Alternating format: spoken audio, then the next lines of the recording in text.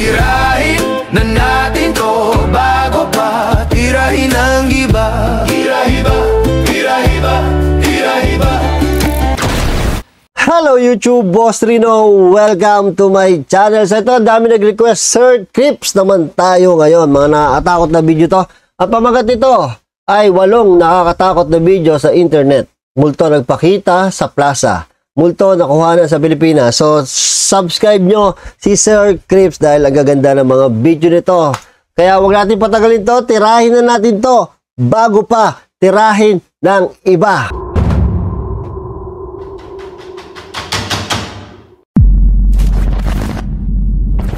Ang bidyong ito ay pinadala naman sa atin ng isa sa ating mga viewers na si Daryl Sarmiento. Ayon sa kanyang kwento ay kuha ito ng kanyang pamangkin na si Lixie Claire. Ito gusto ko yung mga gatong video kasi authentic ang datingan eh. Habang ito ay nag-iisa sa kanilang tahanan at gumagawa lamang ng isang simpleng TikTok video. Dagdag pa niya ay matagal na di umanong nagkukwento ang kanyang pamangkin na madalas itong may nakikitang kakaiba sa kanilang tahanan na noong una ay hindi nila pinaniniwalaan at inisip na baka ay imahinasyon lamang ito ng bata. Pero nito ngang nakaraan ay meron itong nakunang kakaiba na nagbabago sa kanilang paniniwala. Tignan natin to.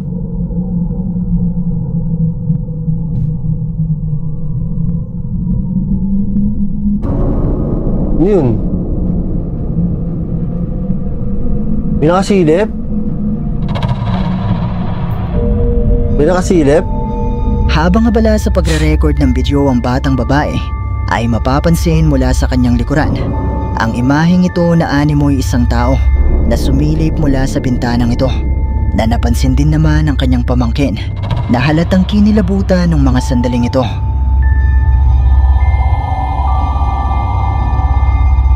Parang buka, nakasilip, no?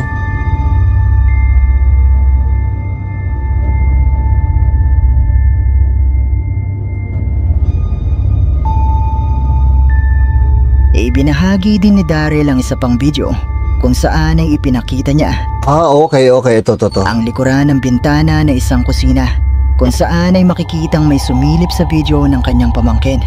At ayon sa kanya ay malabo di umanong may tao na makadungaw dito dahil nakadikit ang kanilang lamesa at mga gamit sa bintana. Pero posible nga kaya na isa itong multo? Malaya kayong i-comment sa ibaba ang inyong mga... Kung medyo gumalaw yan, ito itim na to, yan, legit yan, kung medyo gumalaw. Pero mukhang mukhang hindi masyado gumalaw eh. Opinion. Annex. Ang bidyong ito ay ipinadala sa atin ng isa sa ating mga viewers na si Maiko Manlapig at kuha naman di umano ito ng isang estudyante sa Nueva Ecija sa araw ng camping nila sa annex building ng kanilang eskwelahan. Nang habang kumukuha sila ng isang simpleng video ay meron di umanong nakuna na kakaiba ang kanilang kamera. Oh, gago, may nakatayo. Pilipino to, di ba? Ayun sa bubong, tingnan nyo. Usually yung mga ganyan sa Vietnam eh. Saka sa India eh. Mula sa bubong ng isa sa mga gusaling ito ay makikita ang animoy isang tao na may puting kasuotan na nakatayo lang at hindi gumagalaw, na tila ba hindi napapansin ng ibang estudyante noong mga oras na ito.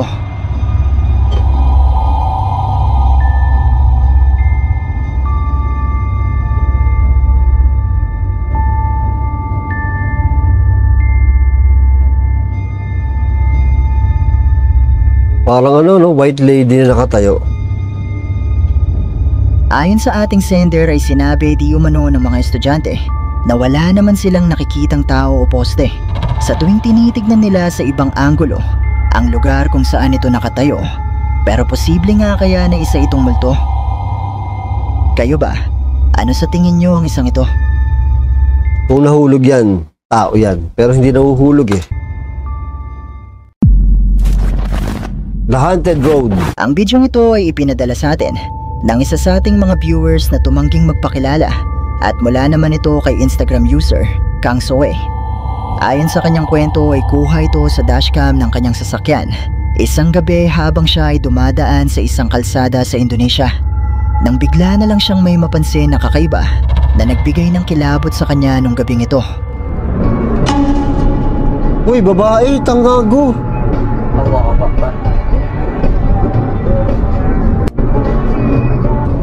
Ayun oh. Nasa expressway to ha.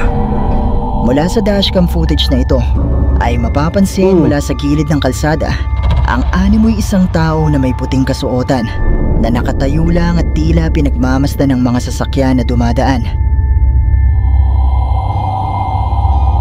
Gago, legit to. Hindi naman pwede tumayo dyan eh. Tapos sa manggagaling. Ayun, may buka pa nga eh. At ang maganda dito, kita rin sa kabilang camera. O, ayan o. Tumingin pa sa kanya. Ito legit. Kasi wala naman pupuntahan to eh. Diba, expressway to. Parang bangin to. Tapos alam mo naman, naglakad dyan. Diba? At saka bawal ang tao dyan. Para pumunta ka dyan, tapos nakadamit kang ganyan, kung pipikiin mo, diba? So, piling ko legit to. Ayon kay Kang ay hindi siya sigurado kung isa nga ba itong multo o isang tao lamang na sinusubukang mang-prank o may binabalak na hindi maganda. Pero naniniwala ang ilan sa mga nakapanood ng video na posibleng isang multo ang isang ito, lalo pat pinaniniwalaan na haunted ang kalsadang ito. Pero kayo, ano sa tingin nyo ang isang... Para sa akin, legit, may chance ang multo to. Kasi nga, yun nga, paano mo gagawin niya? Expressway yan eh. Ito.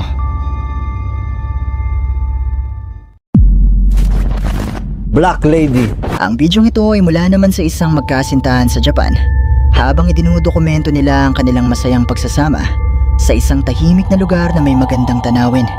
Pero hindi nila inaasahan na ang masayang gabi na ito ay mahahaluan pala ng kilabot. Uy, creepy naman nun. Oh my God.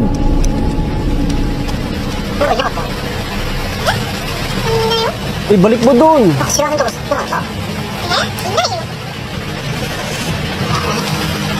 Nay! Ay, nawala.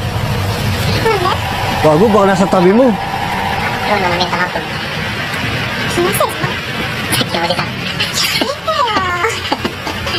Nay! Huwag kang ganyan, tanga ka, baka bigyan. Ay! Sa umpisa pa lang ng bidyong ito ay napansin na ng lalaki ang animoy isang babae na may itim na kasuotan na bigla na lang ding naglaho na hindi naman nakita ng kanyang kasintahan ng mga oras na ito. Noong una inisip niya na baka ay mahinasyon lamang niya ito, pero muli itong nagpakita sa kanya na nasa ilalim na ng kanilang inuupuan.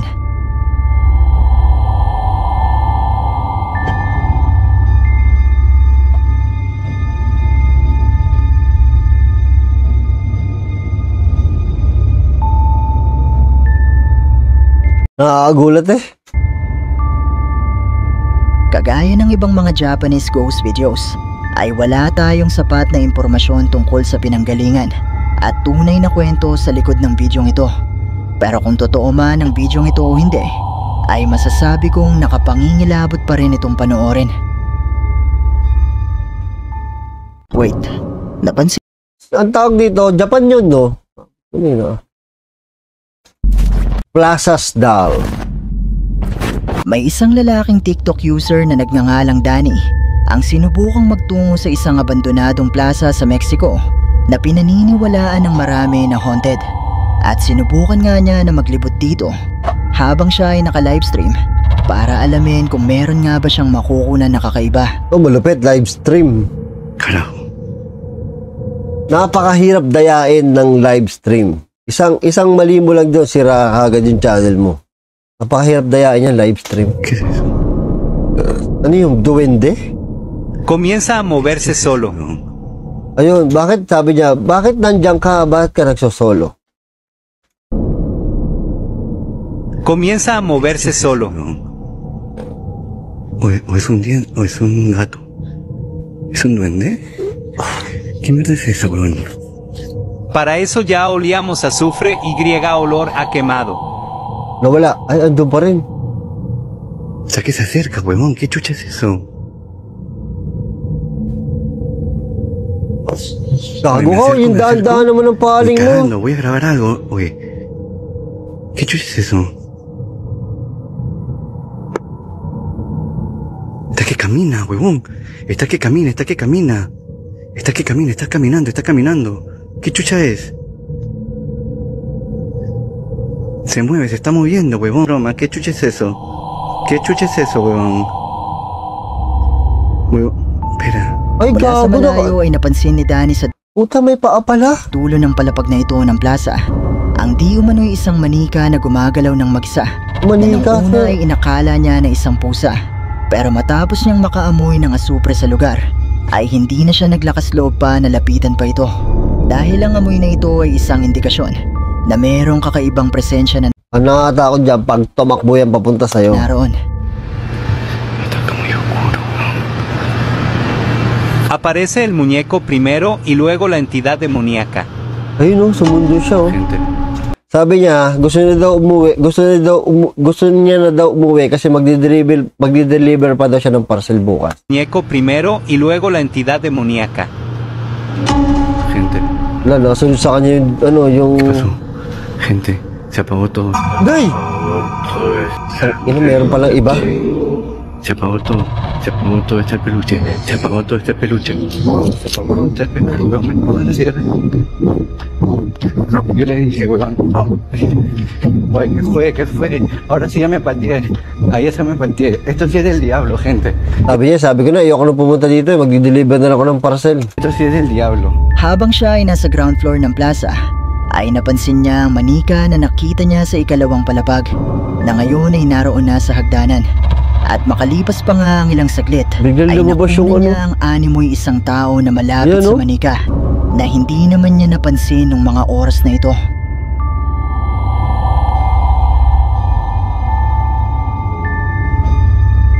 Nagulat ako dun sa biglang may tao, kanina wala kasi yun dun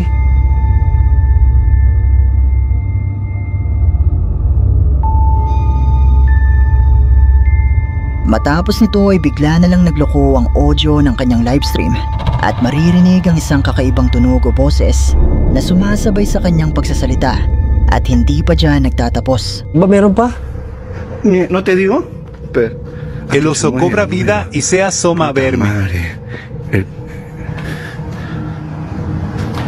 No me jodas, huevón. Wala. Umusunod yung manika, parang tanga lang Noy, sige, takbo. Muling nagpakita sa kanya ang manika na tila sumusunod at nagmamasid sa kanya mula sa itaas ng hagdanan na ito. At bagamat kinilabutan ay nagpatuloy pa rin si Danny sa kanyang pag-iimbestiga. Voy a ir hacia el lado oscuro, gente, y a ver qué encontramos ahí. A ese lado de allá vamos a ir, gente. Hoy es una exploración más o menos para ver qué cosa. Gente, te juro que si yo veo a alguien, una sombra, algo, lo que sea, me cago de miedo porque... Oye, ¿qué es eso? Wala. Ano yun? Wheelchair? Gente, Puta, ¿vemos dyan ako que takot sa veo wheelchair. una silla de ruedas en medio de la nada? ¿Qué fue?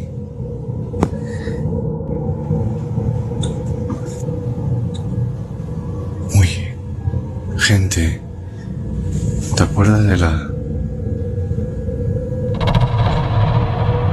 Gente, ya no está.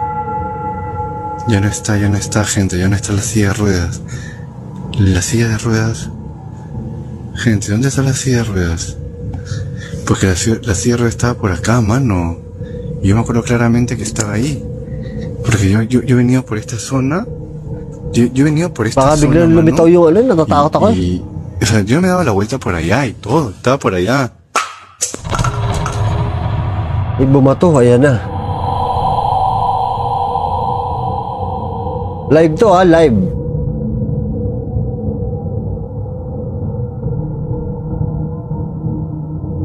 Oh, mano.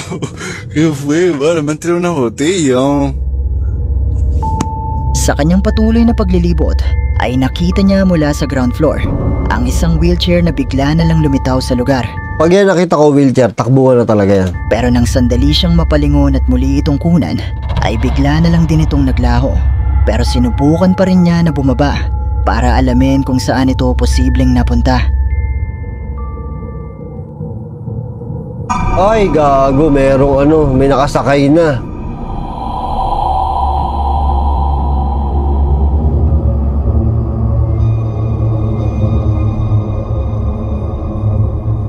Pero okay lang, hindi ka makahabol niyan, pila yan eh, naka-wheelchair eh.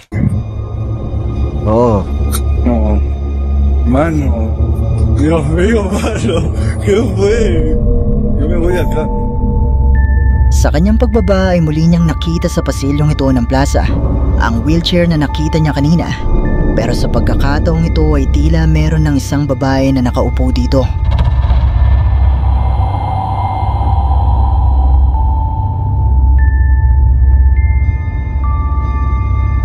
Hindi ka hahabulin yan. Oo, naka-wheelchair eh. Naniniwala ang mga livestream viewers ni Danny na posibleng isang bruha o mangkukulam ang nakaengkwentro niya nung gabing ito sa loob ng abandonadong plaza. Lalo pat may paniniwala sa Mexico na sa mga abandonadong lugar ay may mga nagsasagawa ng ritual o witchcraft. Pero posible nga kaya na isa itong bruha. Ito, mo, bakit yung walang ba't ang puti ng mukha, Kayo na ang bahalang humusga.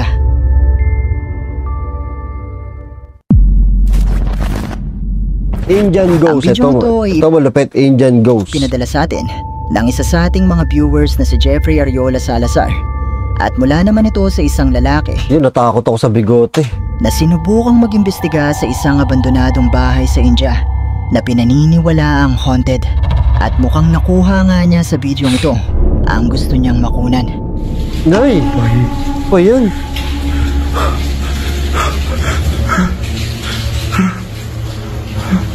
Ay! Nawala.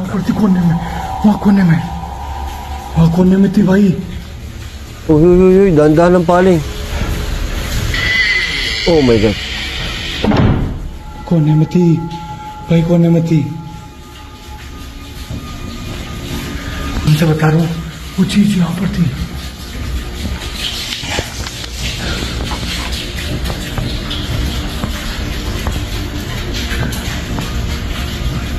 Tapang ito, oh. May multo na nga dyan eh.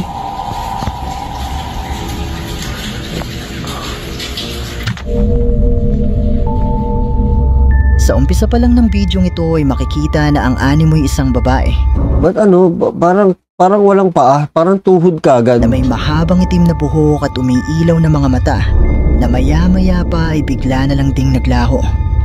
Bagamat kinilabutan ay naglakas loob pa rin naman ang lalaki na pasukin ang kwarto pero hindi na muli pang nagpakita sa kanya ang babae.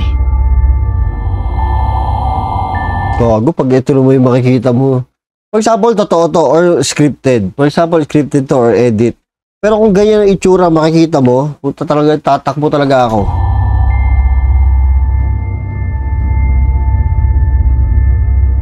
Oo, kita mo creepy oh.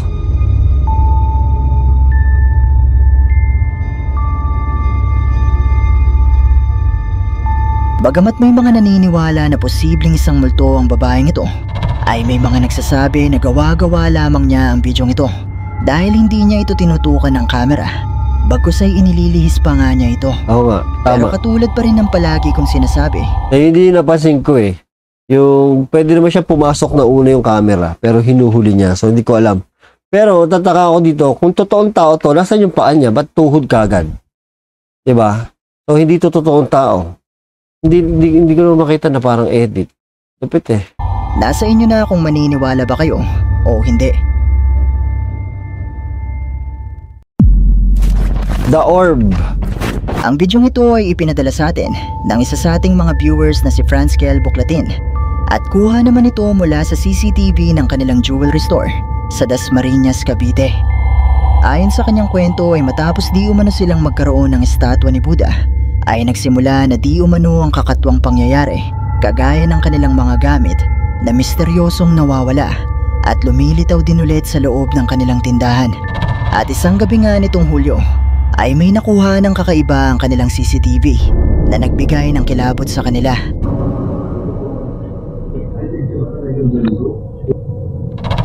Yung orbo, sinusundan ng camera yung orbo.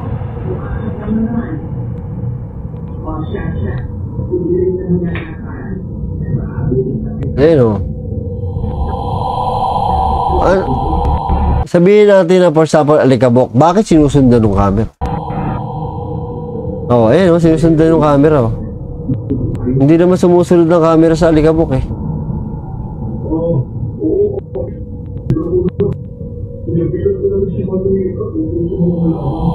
Oh, sinusundan talaga oh.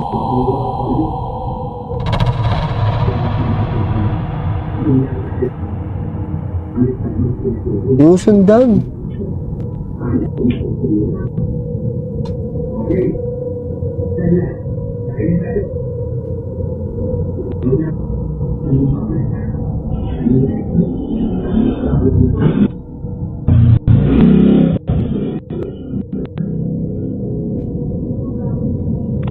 Wala, nagpabad talaga yung orb oh.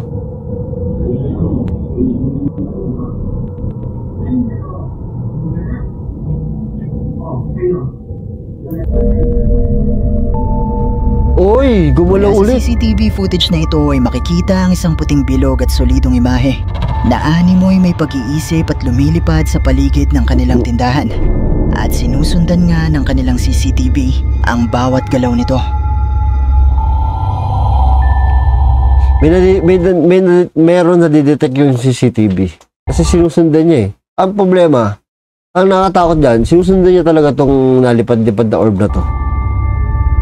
May mga paniniwala sa atin na may mga entity na kayang magbigay ng swerte, lalong-lalo na sa mga taong nagnenegosyo.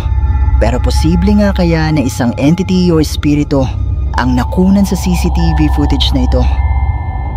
Kayo, ano sa tingin nyo? Alulong, ito na alulong. Ang bidyong ito ay ipinadala sa atin ng isa sa ating mga viewers na si Eldren Buising. At kuha naman ito taon ng 2010 habang sila ay nasa kubo ng kanilang eskwelahan sa oras ng kanilang lunch break. Nang may mai-record di umanong kakaiba ang kanilang camera na hindi man lang di umano nila narinig ng mga sandaling ito. Sining nag-ano doon? Sining gumagalaw? Bakit yun? Luma oh. May napatay doon yung ano. Kailan pinalabas sa tinihan niyo? Tagal na yun. Tagal na yun. Tagal na yun. Creepy. Pero sino mas pinag-isip mo na yun? Mula sa kalagitnaan ng bidyong ito ay maririnig nga ang isang kakaibang tunog na tila ba sigaw o alulong ng isang aso.